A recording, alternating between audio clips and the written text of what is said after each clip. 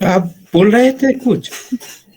हाँ मैं कह रही हूँ एक नोवेयर डिसकंटिन्यूअस फंक्शन का एग्जांपल दो आर स्क्वायर टू आर में। Nowhere continuous. हाँ नोवेयर कॉन्टिन्यूअस, सॉरी।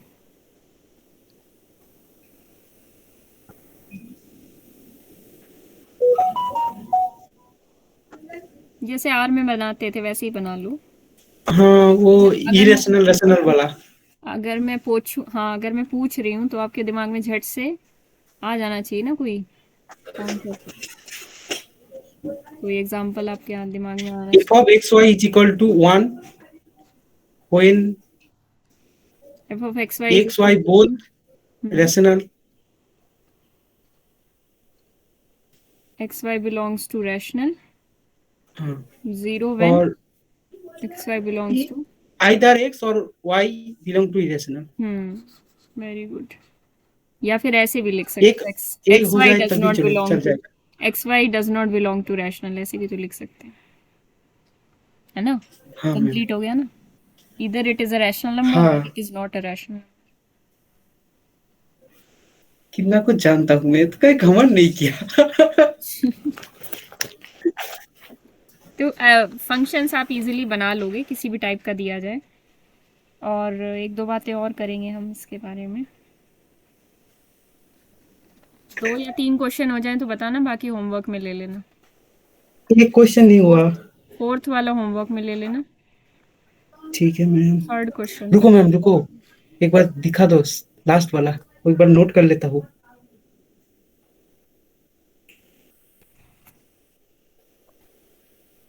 ये नहीं मैम, नो वेयर कंटिन्यूअस वाला, ये तो कब का नोट कर चुका हूँ।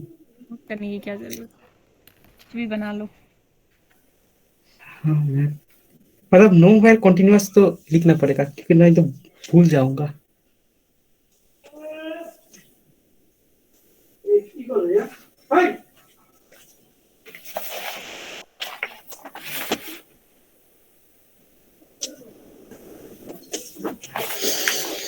हाँ मैम।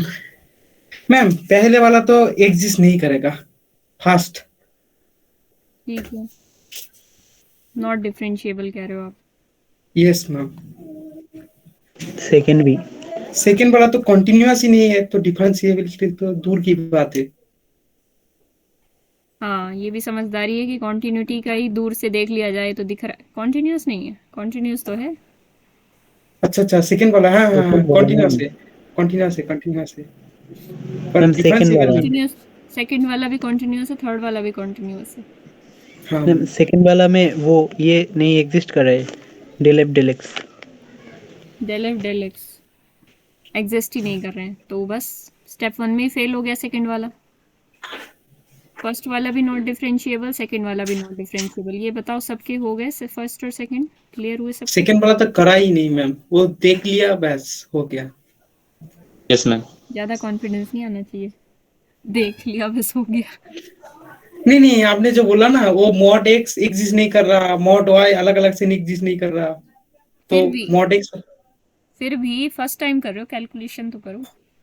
अच्छा अच्छा, मतलब एग्जाम अगर एग्जाम में मल्टीप्लाई बैठ होता के तब कर लेता। एग्जाम में बैठ के बहुत ज्यादा प्रैक्टिस कर लियो तब इतना कॉन्फिडेंस, ठीक है। अभी तो आप फर्स्ट टाइम कर रहे हो ना। हाँ मैम। ओवर नहीं सही जाना कह चाहिए, रहे हो। कॉन्फिडेंस ओवर नहीं जाना चाहिए। एक और प्राची आपका हो गया फर्स्ट और सेकंड। Yes ma'am. बताओ कोई ना हुआ हो तो। थर्ड वाला डज नॉट एग्जिस्ट हो रहा है मेरा।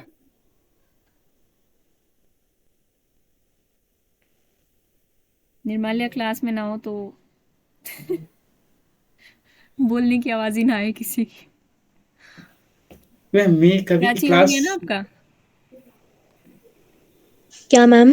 प्राची आपके दोनों क्वेश्चन हो गए फर्स्ट और सेकंड। Yes ma'am. थर्ड बताओ। थर्ड का नहीं कर बताया रही हूँ क्या मैम। किसी ने। थर्ड डज नॉट एग्जिस्ट होगा ma'am. Third does not exist. देख लो भाई, देखना पड़ेगा मुझे आंसर, मैंने कैलकुलेट तो किया नहीं है। हाँ मैम। वो लास्ट स्टेप में तो आर बाय मॉड आर आ रहा है। आर बाय मॉड आर पहली पर। बात है कॉन्टिन्यूटी, कॉन्टिन्यूस तो है। हाँ, कंटिन्यूस लेकर तो कोई प्रॉब्लम डिफरेंशिएबिलिटी। नहीं था। और इसके साथ में एक तीसरा क्वेश्चन आपसे पूछती हूँ इसमें।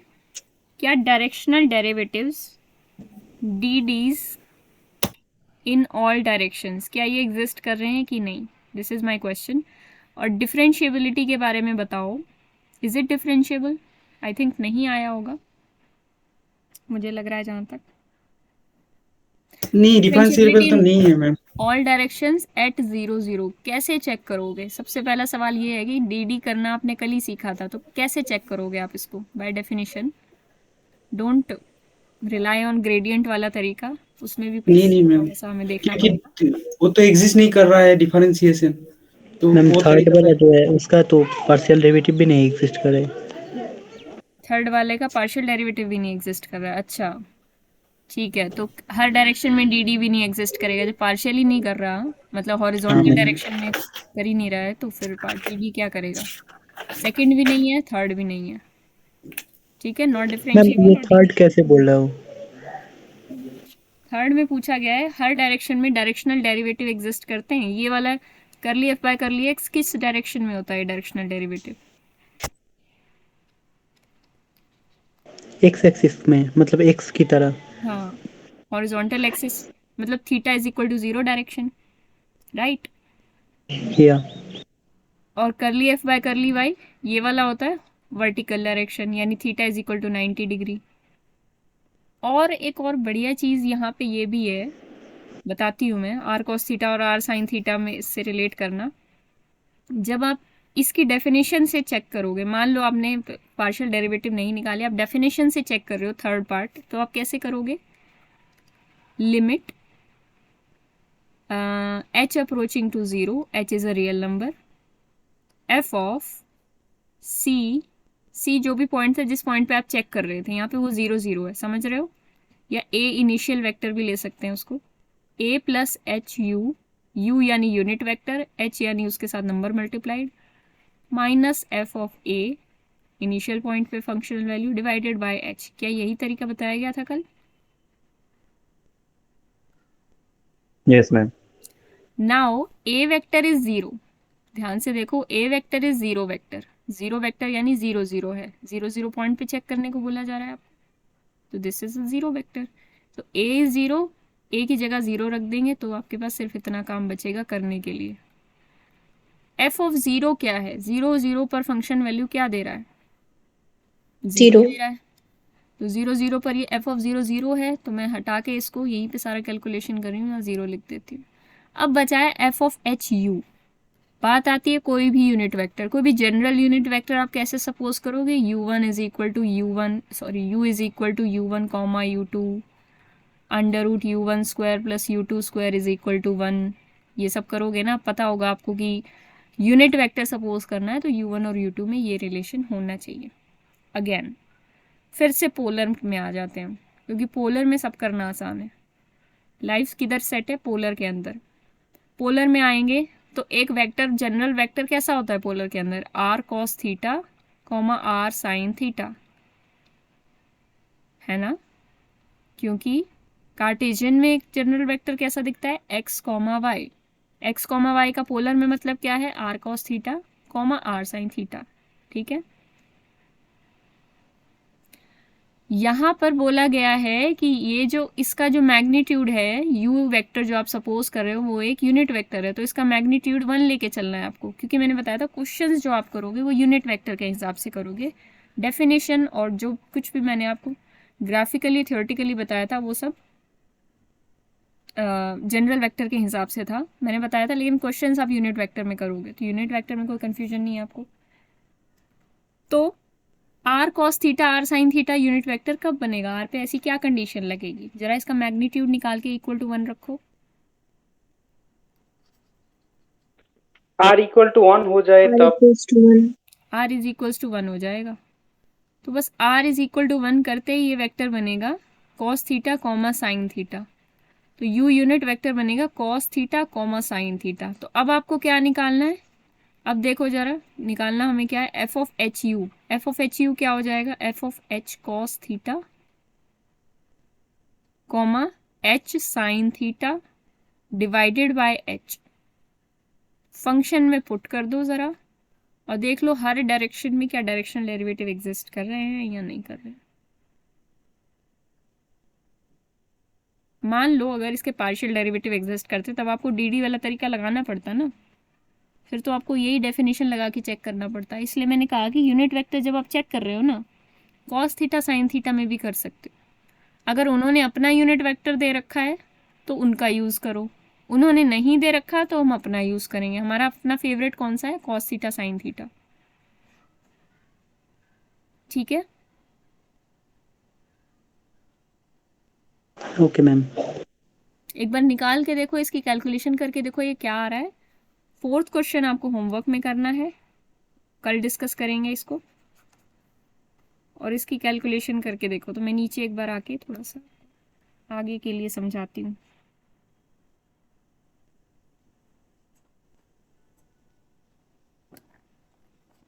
लिख लिया होगा। मैम थर्ड क्वेश्चन में F X and F Y exist नहीं कर रहे। हाँ, ऐसे ही सुनने में आया है, बोला ये था एग्जिस्ट ध्यान कर दिए। रहे हैं। कर रहे हैं, एग्जिस्ट करते। कर रहे हैं। तो किसने बोला था नहीं कर रहे? टाई होगी उसकी। एग्जिस्ट तो कर रहे हैं। हाँ, मैंने बोला था, लेकिन कैसे एग्जिस्ट कर रहा है? एग्जिस्ट कर रहे हैं, इक्वल हो या ना हो ये जरूरी नहीं है। एक हाँ सेकंड, मैम, एग्जिस्ट तो नहीं आ कर रहा रहा है है। दोनों भी। रुको रुको रुको, इधर तो झगड़े वाली बात हो गई। मैम आप एक बार करके दिखा दो ना। करके दिखाते हैं। एफ एक्स और एफ वाई जीरो आ रहे हैं क्या? Yes ma'am. जीरो आ रहे हैं ना, हाँ ठीक है, करेंगे एग्जिस्ट। कल ये क्वेश्चन किया था ये। ये वाला मैम क्वेश्चन गया था मैं कल। ये जो बोल रहा था, इसको एग्जिस्ट तो पार्शियल डेरिवेटिव्स कर रहा है, पर लास्ट में इसका डेरिवेटिव करने का जो लिमिट 5x नहीं हो रहा ना, हाँ वो हाँ, एग्जिस्ट नहीं कर रहा। वो ठीक है, वो डिफरेंशिएबल नहीं है इसीलिए नहीं कर रहा।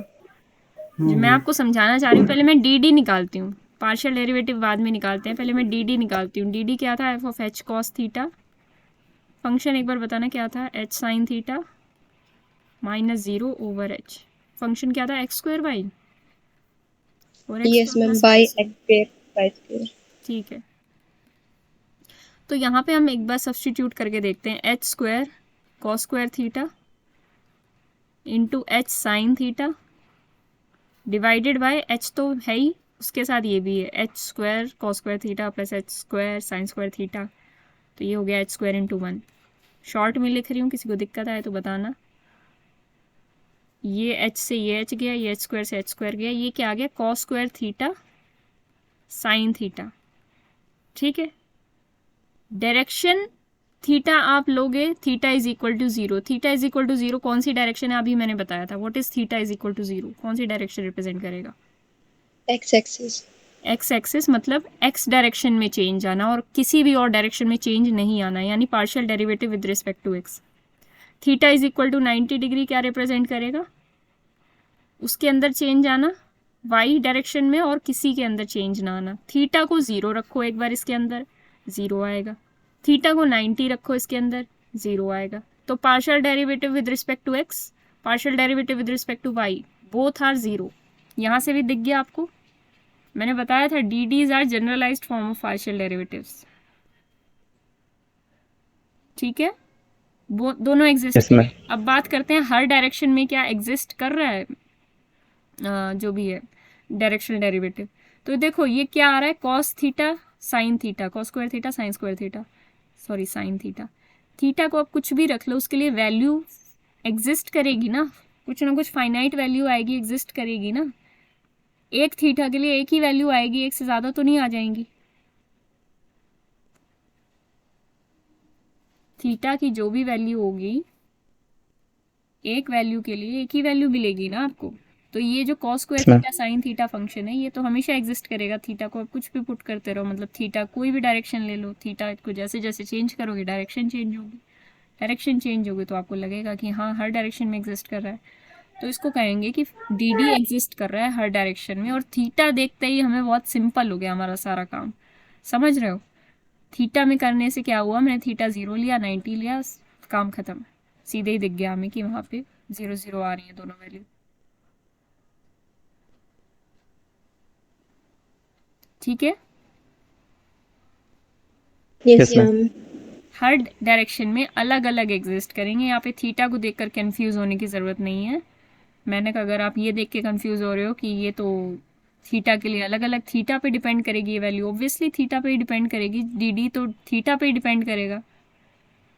पर फंक्शन के पार्शियल डेरिवेटिव एक डायरेक्शन में थीटा पे नहीं डिपेंड करनी चाहिए, या फंक्शन की कॉन्टिन्यूटी की वैल्यू, लिमिटिंग वैल्यू एक पॉइंट पर थीटा पर नहीं डिपेंड करनी चाहिए, या किसी एम पर नहीं डिपेंड करनी चाहिए। D D is a very, मतलब पूरी लिस्ट है, लिस्ट ऑफ नंबर्स है, वो तो थीटा पे ही डिपेंड करेगा ना।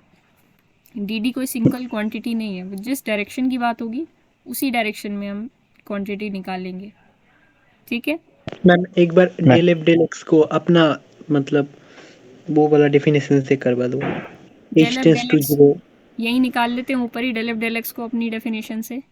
F H zero minus F H zero zero divided by H लगा लो, डायरेक्टली दिख रहा है ये। एफ एच ज़ीरो भी ज़ीरो आएगा, ज़ीरो ज़ीरो भी ज़ीरो आएगा, तो zero minus zero by H, चाहे आप ज़ीरो के निकाल रहे हो वो भी यही आएगा।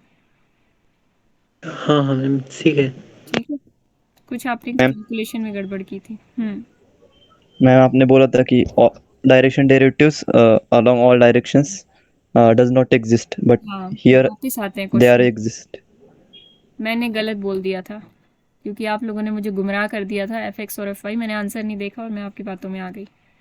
आपको इससे क्या समझ में आया? आपको नई बात कुछ पता चली? थर्ड क्वेश्चन में नई बात बताने के लिए क्वेश्चन पूछा गया, यस मैम, क्या पता चला? इक्वल नहीं आ रहा, ऑल डायरेक्शन से डायरेक्शनल डेरिवेटिव इक्वल नहीं आ रहा, अलग अलग आ रहा है। नहीं, वो तो अलग अलग ही आएगा, वो तो कोई भी क्वेश्चन होगा। इक्वल आ भी सकता है, जीरो ही आ जाए मान लो, तो इक्वल भी आ सकता है, वो हो सकता है केस। डिफरेंशिएबिलिटी और डीडी में क्या रिलेशन आया? मैम अगर ऑल डी डी कर रही है। Exist, all DD exist then मतलब अगर डिफरेंशिएबल है तो all D D DD exist करेगा, एग्जिस्ट। हाँ, कन्वर्स, लेकिन कन्वर्स ट्रू नहीं है। कन्वर्स ट्रू नहीं है। कल मैं इस कन्वर्स की बात कर रही थी, उसका एग्जांपल आपके सामने है, बहुत इंपॉर्टेंट एग्जांपल है, इसको दिमाग में बिठा लो कि डायरेक्शनल डेरिवेटिव सारी डायरेक्शंस में एग्जिस्ट कर जाए तब भी डिफरेंशिएबिलिटी की गारंटी नहीं है उस पॉइंट पे, जिस भी पॉइंट पे बात हो रही है। ठीक है, तो क्या गारंटी देगा? बात तो ये आती, गारंटी मिलेगी कैसे? गारंटी अब मिलेगी, दो सफिशिएंट कंडीशंस लिखाती हूँ, वो कंडीशन सफिशिएंट है, उनसे कुछ गारंटी आपको मिल जाएगी कि हाँ ये सेटिस्फाई हो गई तो ये गारंटी मिल गई, लेकिन नेसेसरी नहीं है। पहली कंडीशन क्या है? Sufficient condition for continuity. किसी फंक्शन के कॉन्टिन्यूस होने के लिए सफिशिएंट कंडीशन क्या है? If F X and F Y, दो पार्शियल डेरिवेटिव की सिंपल सी बात करनी है, exist at a point A B and at least one of F X and F Y is bounded around that point AB। F X F Y मतलब किसी general point पे F X F Y निकालने हैं। जैसे कि एक example लेते हैं, X square plus Y square function लिया था अभी हमने ऊपर, मैंने पूछा था कि क्या है, कॉन्टिन्यूस है 1-2 पॉइंट पे। आपने कहा कि इसका एफ एक्स तो आ रहा है 2x और इसका एफ वाई तो आ रहा है 2y। तो क्या 2x फंक्शन, ये जो फंक्शन है 1-2 पॉइंट के अराउंड बाउंडेड है कि नहीं? क्या 2y 1-2 पॉइंट के अराउंड बाउंडेड है कि नहीं?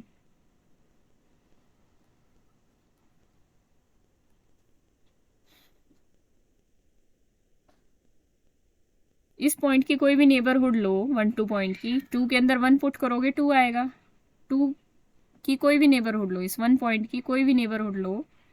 नेबरहुड मतलब अब आर स्क्वायर में नेबरहुड कैसी होगी? 1-2 पॉइंट मान लो ये है, इस पॉइंट की नेबरहुड कैसी होगी? डिस्क होगी, अभी मैंने आपको बताया था।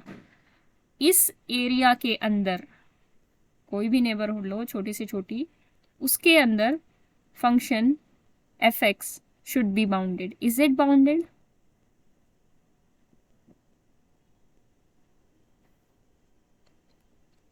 No ma'am.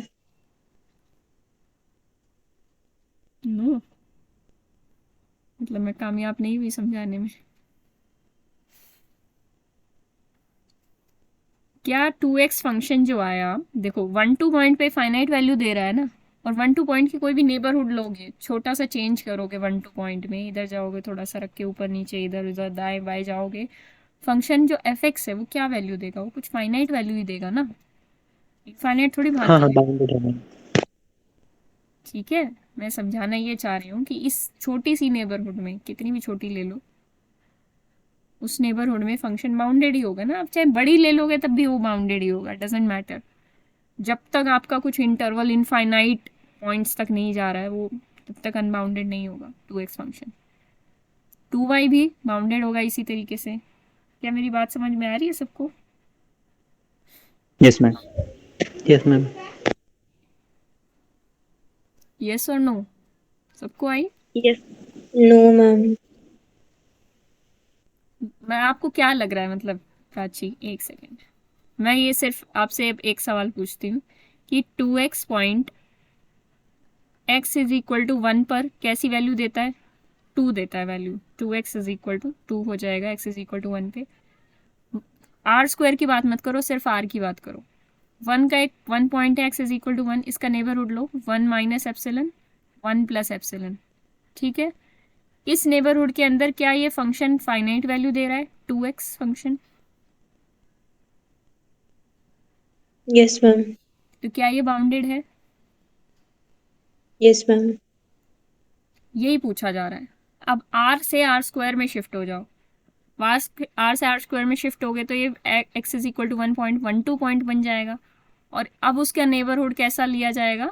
एक डिस्क टाइप का लिया जाएगा। अब इस डिस्क में ये कुछ ना कुछ फाइनाइट पॉइंट्स होंगे, इन पर 2x फंक्शन जो होगा वो कुछ फाइनाइट वैल्यू ही रखेगा ना।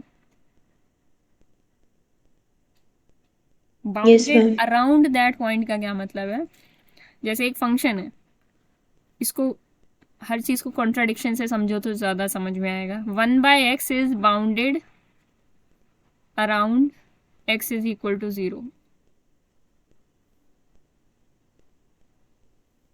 और रेदर आई से कि ये बात इनकम्प्लीट है मेरी। रेदर मैं अगर ये बोलूं, सिंगल वेरिएबल में क्वेश्चन पूछ रही हूँ आपसे, x इज इक्वल टू 0 पे 0। ठीक है, अब ये क्वेश्चन सही है, this function is bounded around x is equal to 0। आपका क्या टेक है इस पे, क्या कहना चाहोगे आप इस पे? इज इट ट्रू और no false? Ma'am, not bounded. Not bounded, क्योंकि 0 की नेबरहुड में, 0 की कैसी नेबरहुड्स हो सकती हैं? ग्राफिकली देखो, कहीं मत जाओ, ग्राफिकली देखो, 0 की नेबरहुड्स ही है। राइट साइड से आप देखोगे तो ये इन्फिनिटी की तरफ भाग रहा है फंक्शन। जैसे जैसे 0 की तरफ आप अप्रोच कर रहे हो एक्स एक्सिस पे, वाई एक्सिस पे आप देख रहे हो कि आपका फंक्शन इन्फिनिटी की तरफ ऊपर जा रहा है बहुत तेजी से। और जैसे ही आप लेफ्ट साइड से अप्रोच कर रहे हो, आप देख रहे हो कि फंक्शन माइनस इन्फिनिटी की तरफ जा रहा है बहुत तेजी से। Is it clear? जानते हो आप सब कुछ 1/x के बारे में? तो क्या ये function bounded around x is equal to 0 है? No, this is unbounded around x is equal to 0। ठीक है, 0 पर दिस इज बाउंडेड, 0 पर ये फंक्शन बाउंडेड वैल्यू ले रहा है, लेकिन 0 के नेबरहुड में it is unbounded. Is it clear? Yes, ma'am. Contradiction से बात समझ में आएगी। तो आपको समझ में आया दोनों में डिफरेंस क्या है ऊपर और नीचे में? तो बस मैं यही बताना चाह रही हूँ। तो यही हमारी पहली मैम अगर कंडीशन। x इक्वल्स टू 1 बोला होता तो bounded around x is equals to 1, same question नीचे वाला। Yes ma'am. हाँ बिल्कुल बाउंडेड है x इज इक्वल टू 1 पे। x इज इक्वल टू 0.0001 बोला होता, 0.0001। इसकी भी एक छोटी नेबरहुड लोगे। नेबरहुड का क्या मतलब है? उसके आसपास के कुछ पॉइंट्स लेने हैं आप। ठीक है, देखो 0 की बात की जाए, अगर 0 की छोटी से छोटी आप नेबरहुड कंसिडर कर लो, उसमें ये वाले पॉइंट्स तो इसके बहुत जो क्लोज पॉइंट्स हैं वो तो आने ही है। जब आप 1 पॉइंट की बात कर रहे हो x इज इक्वल टू 1, उसकी जब आप नेबरहुड कंसिडर करोगे तो उसमें 1 माइनस एप्सिलन 1 प्लस एप्सिलन 1 के बहुत ही क्लोज पॉइंट्स आएंगे। ठीक है, अब ये नहीं है कि नेबरहुड लेते टाइम आप 0 पे जंप कर जाओगे जाके और कहोगे फंक्शन बाउंडेड नहीं है, ऐसा नहीं है। जो आपको नेबरहुड बनानी है छोटी बनानी है। एटलीस्ट वन नेबरहुड एग्जिस्ट करनी चाहिए क्या? एटलीस्ट वन नेबरहुड,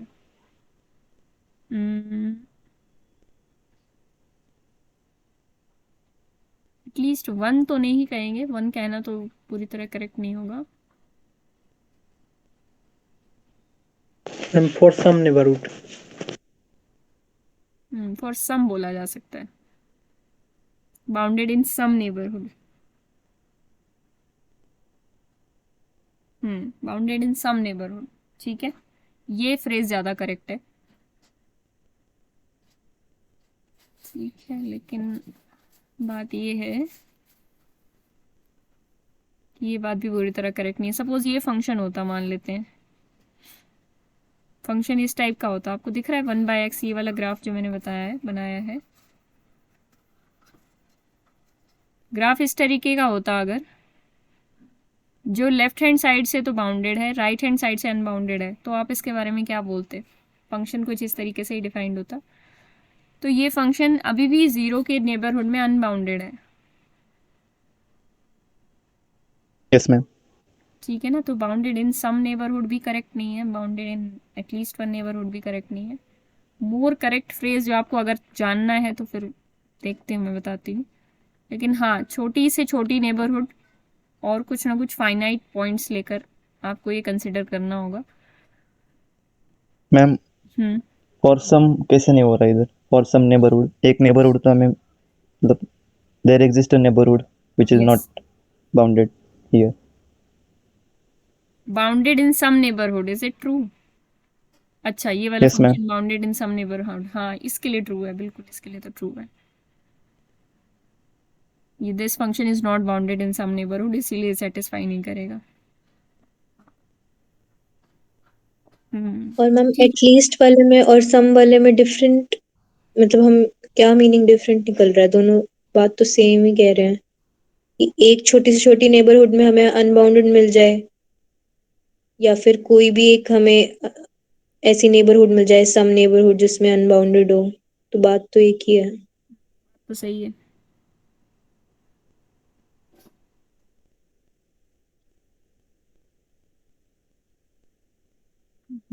ठीक है, बात दोनों एक ही है और बात दोनों ही करेक्ट है।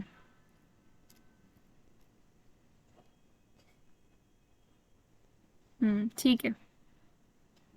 तो यहाँ पे बाउंडेड अराउंड का मतलब आप bounded in at least one neighbourhood या बाउंडेड इन सम नेबरहुड भी लिख सकते हो, ठीक है।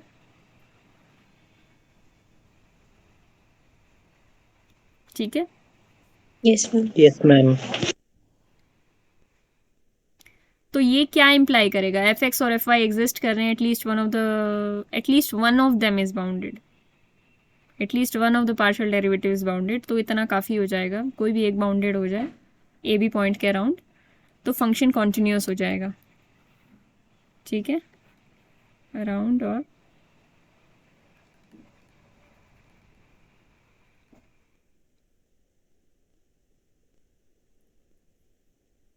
ठीक है, तो फंक्शन कॉन्टिन्यूस हो जाएगा। ये तो गारंटी देगा कॉन्टिन्यूटी की।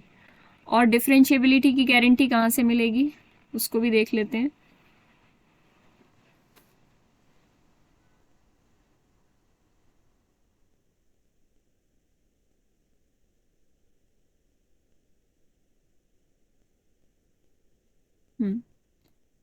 sufficient condition for differentiability।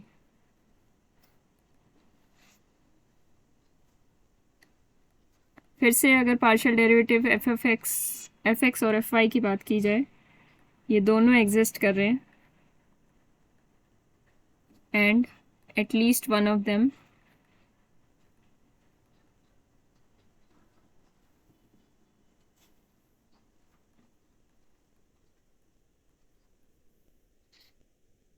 is continuous around that interval, continuous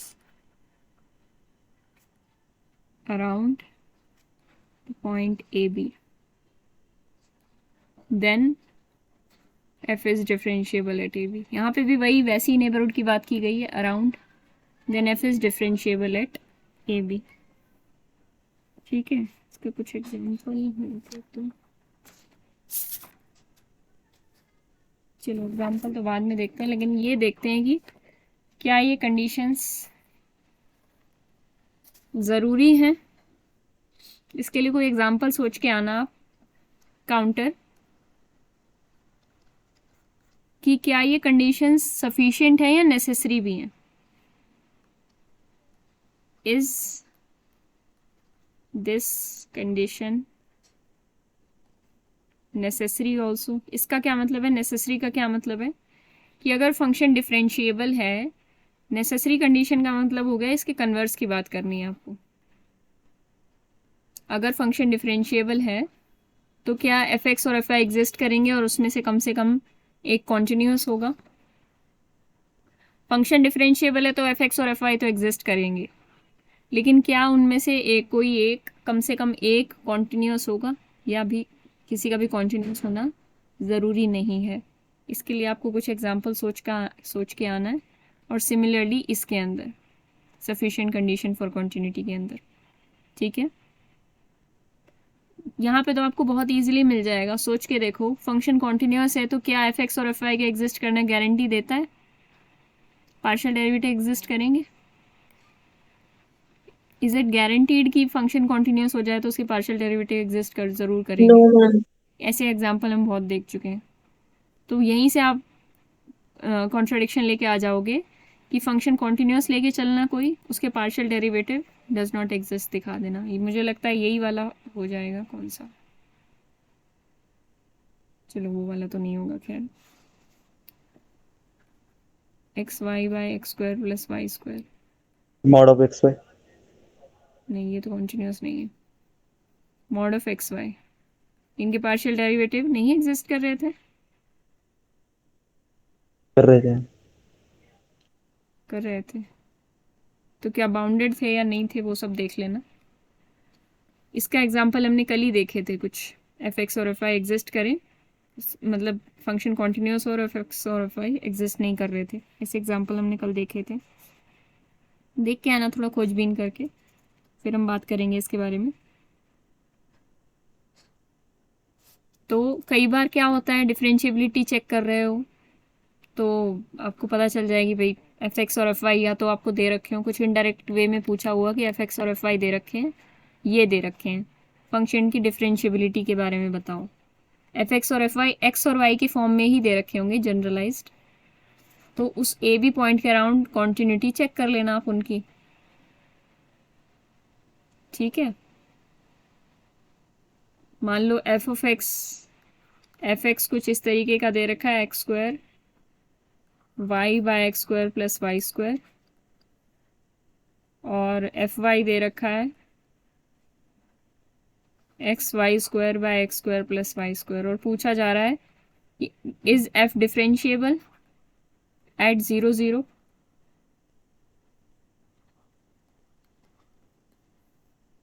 तो आप क्या कहेंगे।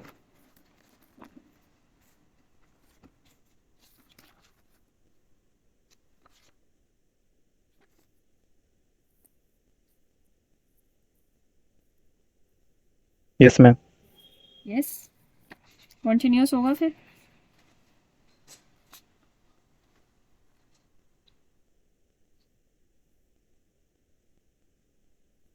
Yes ma'am. ठीक है, तो इस तरीके के क्वेश्चन आप बड़ी इजीली कर लोगे, क्योंकि mod एफ of एक्स और एफ xy, वाई कंटिन्यूस है। हाँ, मॉड ऑफ एक्स mod वाई, of xy का पार्शियल डेरिवेटिव कैसे निकालें। मॉड ऑफ एक्स वाई का पार्शियल डेरिवेटिव, एफ एक्स और F Y yes ma'am. Partial derivative. अच्छा वैसे करो, डेफिनेशन से निकाल लो ना।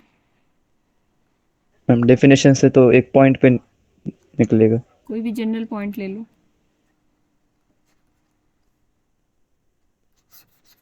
Limit H approaching to 0, F of A plus H B plus K minus F of A B divided by H. B plus K नहीं होगा ना। H divided by H. ये क्या आ जाएगा, A plus H times B minus A B divided by H.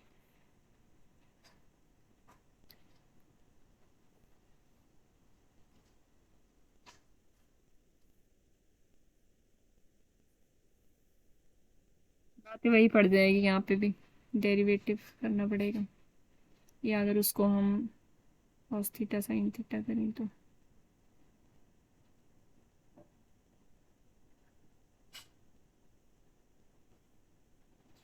फिर या तो डायरेक्टली निकालो पार्शियल डेरिवेटिव, मॉड x और मॉड y है ना, मॉड x का डेरिवेटिव करना है आपको, मॉड x का डेरिवेटिव होता है x बाय मॉड x, ये आ जाएगा।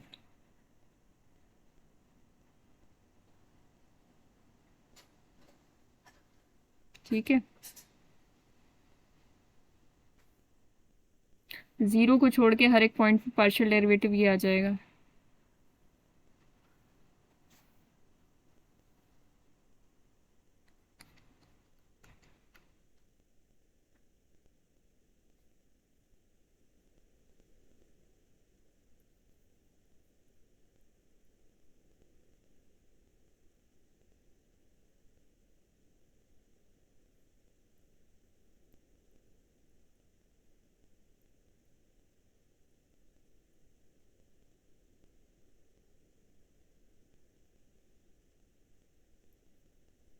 ठीक है, यही आएगा।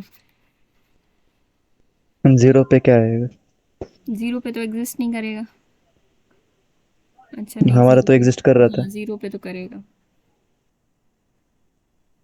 जीरो पे ये आ जाएगा h comma zero minus h comma zero, क्या आ रहा है, माइनस ज़ीरो ज़ीरो, ज़ीरो आ जाएगा ज़ीरो पे डेफिनेशन से। यहाँ ए और बी की जगह ज़ीरो रख दोगे, F of H zero zero zero, ठीक है, तो ज़ीरो माइनस ज़ीरो, ज़ीरो ही आ जाएगा ज़ीरो पे।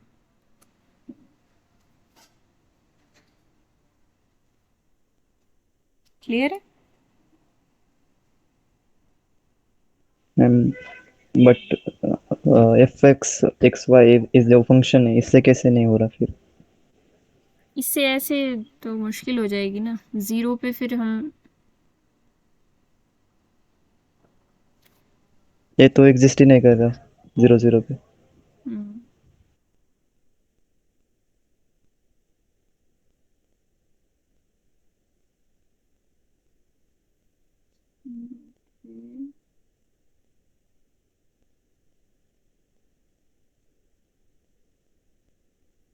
ये तरीका पूरा एग्जैक्टली ठीक तो नहीं होता है, मैंने फंक्शन ऑफ सिंगल वेरिएबल वाला लगाया है।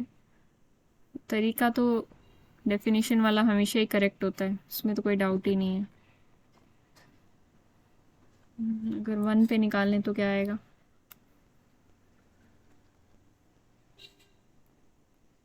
वन जीरो पे भी वही आएगा, और अगर वन टू पे देखते तो ये आता,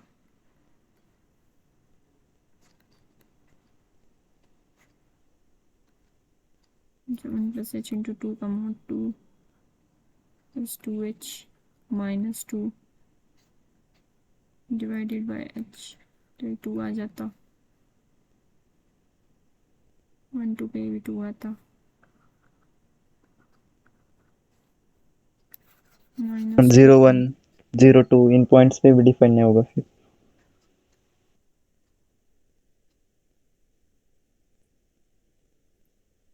ज़ीरो वन पॉइंट पे ऊपर से निकालें तो क्या आएगा, डिफाइन तो है यहाँ से थोड़ी सी, ज़ीरो वन पॉइंट पे अगर हम निकालें ज़ीरो वन ज़ीरो वन, ये आ जाएगा mod H divided by H. हाँ, ज़ीरो वन पॉइंट पे तो नहीं है, एक minute, mod H minus zero by H,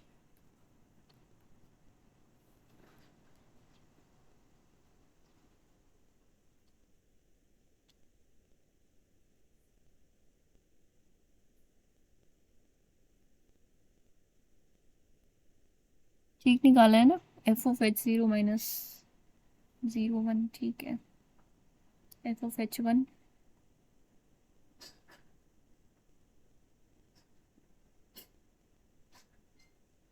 हाँ तो फंक्शन 0 पे डिफरेंशिएबल आया था ना, 0 1 पे डिफरेंशिएबिलिटी चेक करो फंक्शन की, 0 1 पे फंक्शन डिफरेंशिएबल नहीं है, यस मैम। समझ रहे हो।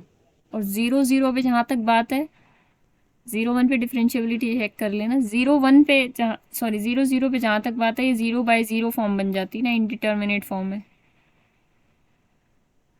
तो ये यहाँ से बता पाना मुश्किल है। 0 0 पे वैसे 0 निकल के आ रहा था हमारा,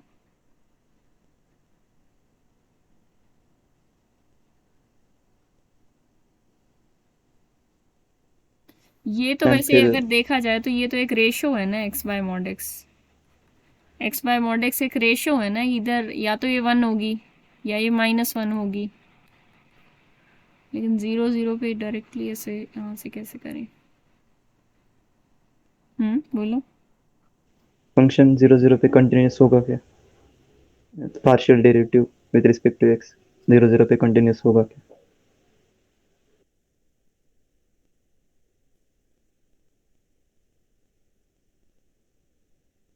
0 0 पे कॉन्टिन्यूस तो नहीं है ये।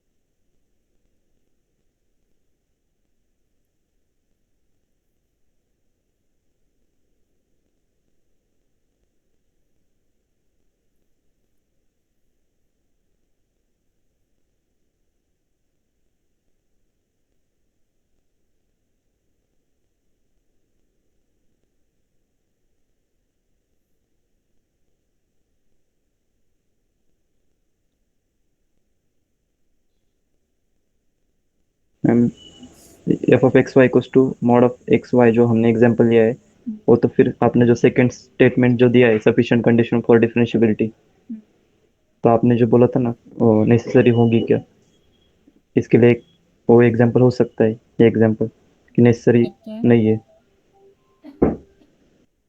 ठीक है, लेकिन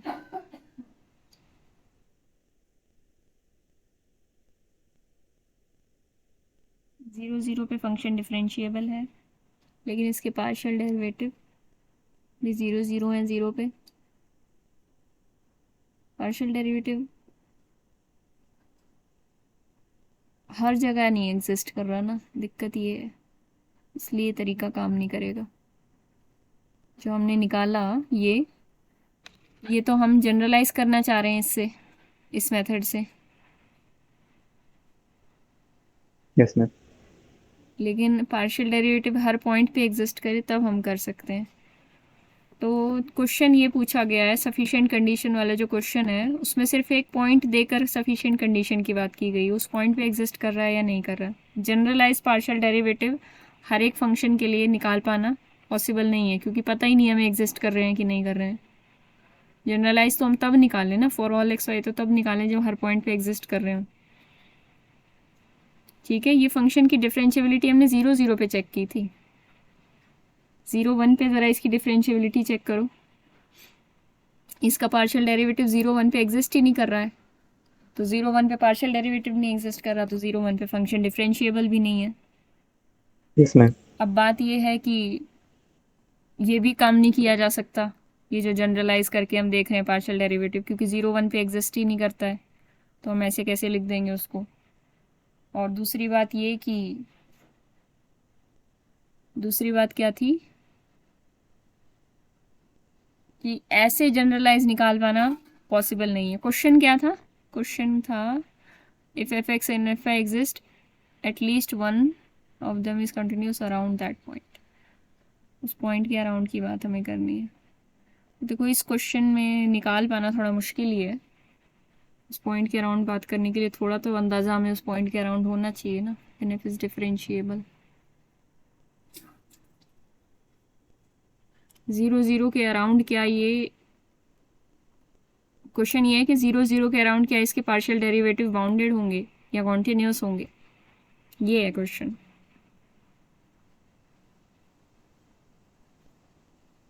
मुझे लगता तो नहीं है, इसे डायरेक्टली देख पाना आसान है।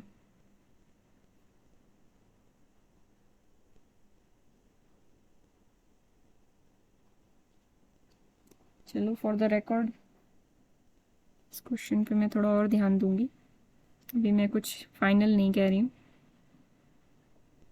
ठीक है। Okay ma'am.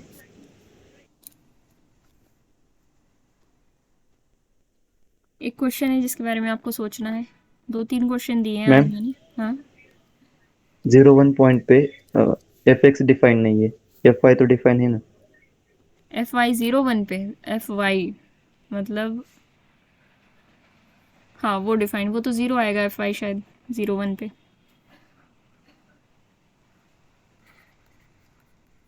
है ना? मैम हम्म। हाँ, तो एटलीस्ट वन अच्छा कंटिन्यूस अच्छा, होना चाहिए ये ना कह रहे हो आप उस एटलीस्ट पॉइंट वन पे? ऑफ देम इज कंटिन्यूअस, तो यस मैम, 01 पॉइंट पे, तो 01 पे डिफरेंशिएबल होना चाहिए।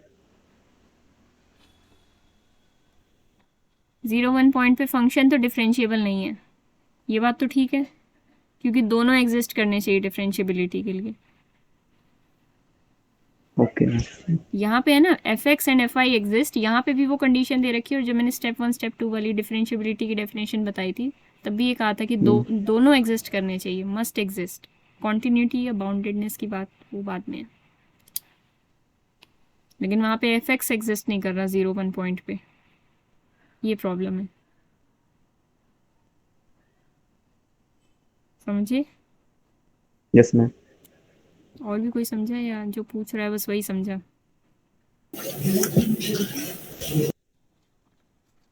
ये लिखो क्वेश्चन, आपको शो करना है कि f इज डिफरेंशिएबल एट 0 0। पहले कॉन्टिन्यूटी शो करना, कॉन्टिन्यूटी शो करने के लिए हम क्या करते हैं, लिमिटिंग वैल्यू को फंक्शनल वैल्यू के बराबर दिखाते हैं, मतलब कॉन्टिन्यूटी शो कर लोगे तो डिफरेंशिएबिलिटी थोड़ा इजी हो सकता है। Limit X Y tending to 0 0 F of X Y is equal to F of 0 0, ये शो करने का ट्राई करना, उसके बाद देखना डिफरेंशिएबिलिटी कैसे करोगे। उसके लिए हमें वही फाई एच के वाला तरीका पता है, तो उससे करने के ट्राई करना, ठीक है। शाम को प्रीवियस ईयर के साथ कंटिन्यू करते हैं, अभी के लिए आपका यही काम है, ओके। ठीक है मैम। मैम वो शाम में ही वो प्रीवियस ईयर का जो न्यूमेरिकल है वो डिस्कस कर लेंगे। बचे ही कितने, 20 क्वेश्चन तो बचे हैं, हो जाएगा। और मैम ये वाला मतलब रिकॉर्डेड है ना, मतलब आप जब वो क्या